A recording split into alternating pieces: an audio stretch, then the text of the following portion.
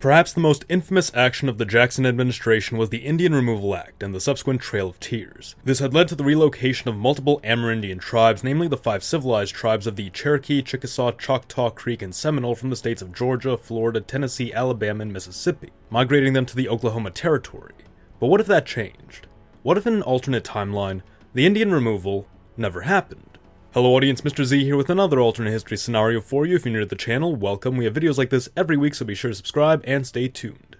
Before we go any further, I'd like to take a moment to thank everyone who's donated to us on Patreon, Utreon, and right here on YouTube through channel memberships. Your donations really go a long way to keeping this channel going, and by donating to us across any of these platforms, you'll get access to some great perks including physical merch, a custom designed flag wallpaper, and access to an exclusive members-only Discord server where you can enter your scenarios for a chance to have them made into full videos. You can follow the pop-up on screen here, or go to the comments section or description to visit any of these pages and support our channel, and of course you can do so by clicking the join button right below this video. If you can't donate anything, consider subscribing and sharing this video to help the channel out. Now, back to the video. The Indian removal did not occur in a vacuum as an act of malice on the part of Jackson. By 1830, the populations of many southern states were in the process of pushing westward into the untamed frontiers, expanding towns and communities and harvesting resources to do so. This led to repeated clashes between southern settlers and the various tribes of the region, most particularly the Georgians, Creeks, and Cherokees. These clashes weren't perfectly clean-cut either, as often these conflicts stemmed from divisions within the native tribes themselves, namely between nativist and progressive factions. By this point in time, it was quite common for several tribes to have established relations with the United States, or at least the state communities they neighbored. As a result of this contact, many natives began to adopt aspects of white culture, from dress to habits to occupation, intermarriage having become relatively commonplace as well, thus why these tribes are known as the civilized tribes. This would, however, anger those natives who sought to resist assimilation. The progressive natives would conduct business with settlers, including selling off parcels of land, which nativist factions of these tribes refused to recognize as legitimate, asserting that the tribal land was held in common or protected by legal rule and thus unable to be sold off. Regardless, land disputes rapidly devolved into violence as white Americans began settling on these disputed lands, only to be attacked or killed by nativist Amerindians. Local settler communities would retaliate, leading to multiple incidents of violence initiated by both sides over the span of several years. A microcosm for this dynamic was the Creek War of 1813. The Upper and Lower Creek tribes were largely split in their nativist progressive stances. The Lower Creek had adopted white practices and considered the United States an ally, while the Upper Creek were nativists and allied with Britain and Spain to resist American expansion. As American expansion continued, the Upper Creek began calling for war, earning the name Red Sticks for their Red War Clubs, and thus the Creek Civil War broke out, with both progressive Creeks and white Americans coming into the crosshairs of the Red Sticks. Following the Fort Mims massacre, which saw the Red Sticks kill over 400 men, women, and children, Andrew Jackson, then a colonel in the Tennessee militia at the time, would be sent to retaliate, ultimately ending the war with the Treaty of Fort Jackson, in which Jackson annexed disputed lands and additional territories as reparation for the lives and property lost. Exceptions would of course be made for friendly Amerindians who occupied these lands, with the Treaty of Fort Jackson promising each friendly chief and warrior a 1 square mile plot of land to personally own within the annexed territory. Fast forward back to 1830, and tensions between natives and settlers had not improved, once again with said tensions primarily between the Georgians and various nativist tribal factions, largely but not exclusively within the Creek Nation. Constitutional ambiguity and limitations left in question proper recourse to the land disputes, as simultaneously the native tribes were treated as autonomous nations outside the US, while also existing within the legally defined borders of several states which had their own laws. The federal government at the time held no authority to demand of a state that they surrender land to make concessions for native tribes without the state's consent, and Georgia in particular held no intention of compromising on settler claims on lands within its own borders, or the claimed borders of the new states of Alabama and Mississippi, where a majority of settlers were of Georgian origin. Georgia further held the US government accountable to the Compact of 1802, in which the federal government promised to end Amerindian claims on Georgian lands in exchange for Georgia ceding its Alabama and Mississippi territories. Previous President John Quincy Adams had attempted to use federal power to coerce Georgia into returning a portion of land to the Creeks, but the governor of Georgia, a cousin of the Southern Creek chief funny enough, raised a militia forcing Adams to stand down out of fear of a civil war, resolving that, quote, the Indians are not worth going to war over. The Georgia Gold Rush of 1829 would not help this matter either, with thousands of Georgians encroaching upon Cherokee land where the gold had been discovered and provoking additional attacks from the natives. Jackson had originally hoped to work with the progressive Amerindians to convince the nativists to assimilate into the culture of their new states. However, resistance from the nativists and continued hostility from the Georgians ultimately left Jackson feeling that coexistence was impossible, and so resolved that the only solution was to provide the natives their own independent land free from any state's jurisdiction. Thus, Jackson carved out the Indian Territory out of what would eventually become Oklahoma. Jackson may have once shared in Thomas Jefferson's view that assimilation and coexistence was the best course of action, and being faced with the reality of the situation, concluded that Jefferson's position on the natives who refused to assimilate would need to be adopted. Quote, "Should any tribe be foolhardy enough to take up the hatchet at any time, the seizing of the whole country of that tribe and driving them across the Mississippi as the only condition of peace would be an example to others and a furtherance of our final consolidation.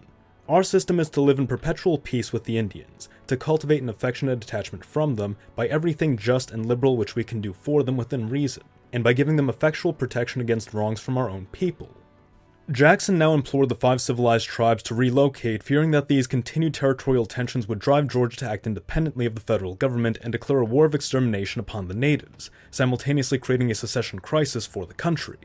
Jackson would provide wagons, steamboats, food, medicine, and compensation for land and property left behind for all natives who migrated willingly, seeing cooperation from the Chickasaw and Choctaw tribes. The Choctaw chief writing in an address to the American public, quote, "We as Choctaws choose rather to suffer and be free than to live under the degrading influence of laws which our voice could not be heard in their formation." Though this being said, approximately 5,000 Choctaw chose to remain behind, and most chose to assimilate.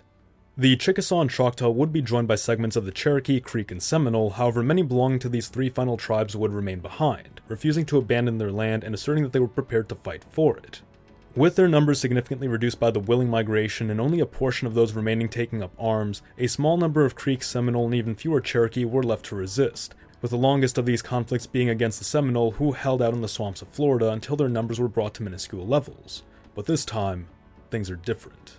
Let's suppose for the sake of this timeline that Jackson simply washed his hands of the southern land disputes, refusing to pursue a political solution to the matter, simply leaving it to the states and tribal governments of Georgia, Alabama, Florida, and Mississippi to resolve among themselves, despite the risk for conflict. Seeing no support from the federal government as clashes increased in frequency, the state government of Georgia would find itself forced to act independently, raising up an army and inciting direct hostilities against the Creek and Cherokee. Congress would naturally denounce Georgia's actions and demand that the president respond to these actions. Georgia as a state unilaterally declaring war upon these tribes would be an unconstitutional act, as the authority to declare war would be vested solely within the federal government. Thus, because Jackson did not intervene prior to the outbreak of the war, he would be forced to intervene during the war, demanding that Georgia stand down. However, with Georgia's actions triggering a response from the Creek and Cherokee, standing down would no longer be an option, forcing Jackson to do what he feared he would need to do in our own timeline, raising federal forces against Georgia. This is where the conflict would begin to escalate, as retaliation from the Creek and Cherokee would almost certainly spill over into Alabama, which, emboldened by Georgia, may itself take up arms against the tribes. The Chickasaw, Choctaw, and state of Mississippi would likely remain neutral, or at least attempt to distance themselves from the conflict concentrated along the Georgia-Alabama border, though the Alabama militia may still launch raids against the Chickasaw and Choctaw encampments along their western border, risking an expansion of the war. Following repeated refusals to stand down, Jackson would declare Georgia and Alabama to be in a state of rebellion in 1832, authorizing the use of federal troops to bring the 2 states back into line. However, Jackson would be faced with yet another crisis during the same time, which would stall his efforts to rein the rebellious states in. South Carolina throughout this period had seen the rise of a faction known as the Nullifiers, led by John Calhoun. The Nullifiers believed, in response to unfavorable northern economic policies, that the federal government did not stand supreme over the states, but rather that the states held the authority to defy or nullify federal orders and determine for themselves what was constitutional within their own borders. Naturally, this would make the Georgia, Alabama, and South Carolina of this timeline quite sympathetic to one another when in our own world they were in fact contentious, South Carolina having settled the question of natives within their borders by this point, while Georgia and Alabama felt that nullification was too extreme an answer to something as simple as tariffs. That wouldn't be the case this time around, and with the nullification crisis itself posing a risk of federal intervention, South Carolina would preemptively break with the Union in an act of solidarity with Georgia, who would be eager to find support in this war now with the federal government against them. South Carolina would play a vital role in keeping federal forces away from Georgia's vulnerable eastern border, allowing for a concentration of Georgian soldiers in the north and west where native populations were most heavily concentrated. Still, Georgia held a vulnerable flank, its border with Florida, where federally appointed military governor William Duval had been placed to rule, and who on a dime could be directed to invade Georgia and Alabama from the south. However, that wouldn't happen. Duval had long been forced to contend with the troublesome Seminole population within Florida, less a tribe and more an amalgamation of anti-assimilation and anti-American factions from escaped slaves to displaced or exiled Creeks composing the largest segment of the Seminole population. It's quite likely Duval would be sympathetic to Georgia's cause, and even fear an uprising by the Seminole. Florida's few resources were directed toward combating another state for the sake of native tribes, which Duval would have only understood to be hostile. For these reasons, Duval and his federal forces within Florida would mutiny and begin passively supporting Georgia, something which would earn the ire of the Seminoles, who may come to believe that they would be targeted next, leading to a new front within Florida itself akin to the Second Seminole War of our timeline. With a relatively small population at the time, Florida would only truly serve as a buffer for Georgia, with Georgia, Alabama, and South Carolina collectively bearing a population of nearly 1.5 million, placing them second only to New York State, which stood at 1.9 million. Alone, none of these states would have stood a chance against federal reprisals, but together they might have a slim chance. It's important to remember that despite this appearing like a smaller southern secession, by this point in time the industrialization and expansive infrastructure that gave the North its massive advantage in the Civil War of our timeline would not yet exist. Though that being said, the Union would still carry behind it a much larger population. For comparison, the Union and Confederacy of our world had a population ratio of about 2 to 1.